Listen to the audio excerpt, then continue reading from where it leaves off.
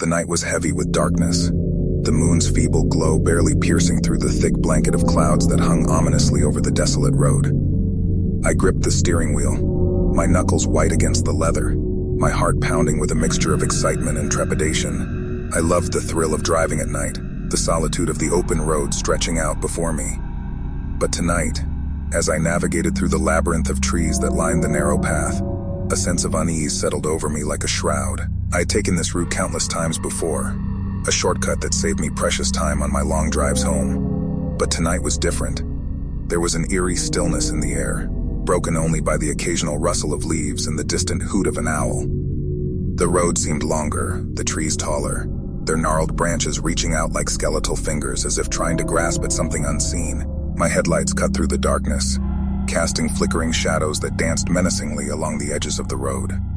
Every now and then, I caught a glimpse of movement in the corner of my eye, shapes that darted just beyond the reach of my vision. My heart raced as my imagination conjured up all manner of terrifying creatures lurking in the darkness, waiting for the right moment to reveal themselves. The radio crackled to life, a burst of static before a voice emerged, distorted and barely audible. I strained to make out the words, a cold chill running down my spine as the voice seemed to whisper directly into my ear. Panic gripped me, and I fumbled to turn off the radio, the sudden silence amplifying the sound of my own breathing. As I continued down the road, a feeling of unease settled in the pit of my stomach. I glanced at the clock. It was later than I had realized, the hands inching closer to midnight. I had no choice but to press on, my only companions the darkness and my racing thoughts. Up ahead, a figure materialized, standing in the middle of the road. My heart leapt into my throat as I slammed on the brakes, the tires screeching against the asphalt. The headlights illuminated the figure, revealing a woman dressed in a tattered white gown, her long, disheveled hair obscuring her face. I hesitated, uncertainty gnawing at my mind. Was she hurt? Lost? Or was this some kind of trap? The woman slowly raised her head, and a shiver ran down my spine as I caught a glimpse of her pale, lifeless eyes staring directly into mine. I couldn't look away, the intensity of her gaze paralyzing me in place. A sudden gust of wind swept through, extinguishing my headlights and plunging the scene into darkness. Panic surged within me, and I fumbled for my phone, using its feeble light to scan the area. But the woman had vanished, as if she had never been there at all. My heart pounded in my chest as I struggled to regain my composure. I knew I couldn't stay here, not in the pitch-black night with whatever malevolent presence had crossed my path. I turned the key in the ignition, praying that the car would start. With a sigh of relief, the engine roared to life, and I peeled out of the spot, tires squealing in my haste. The road seemed to stretch on forever, an endless tunnel of darkness and uncertainty. The trees loomed overhead, their branches clawing at the car as if trying to drag me back into their shadowy depths.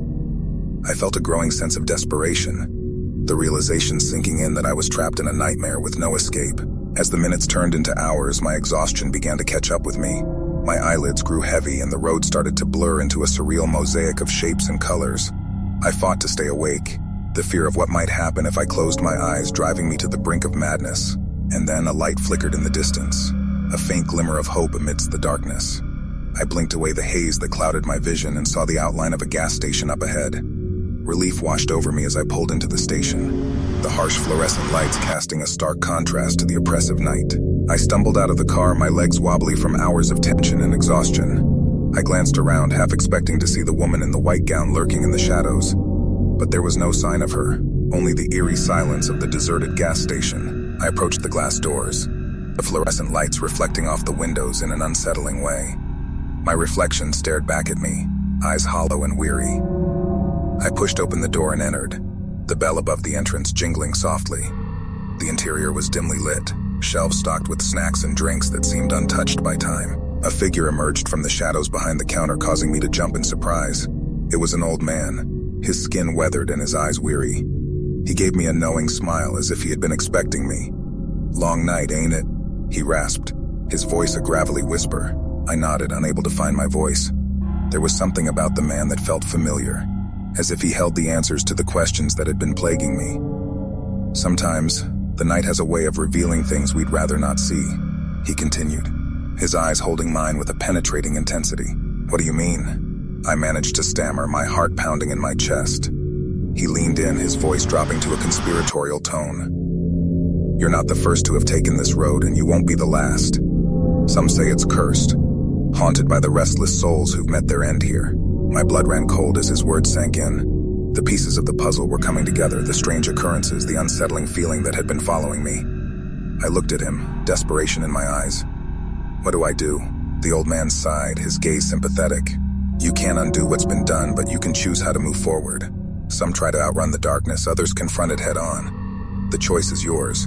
I thanked the old man and left the gas station, my mind spinning with his words. I climbed back into the car, the engine purring to life as I sat in the driver's seat, staring out at the road ahead. The moon had emerged from behind the clouds, casting a pale glow that illuminated the path before me. I took a deep breath and pressed the gas pedal, the car gliding forward as I made my choice. I would drive through the night, facing whatever horrors lay ahead. The road stretched out before me, a ribbon of asphalt that disappeared into the darkness.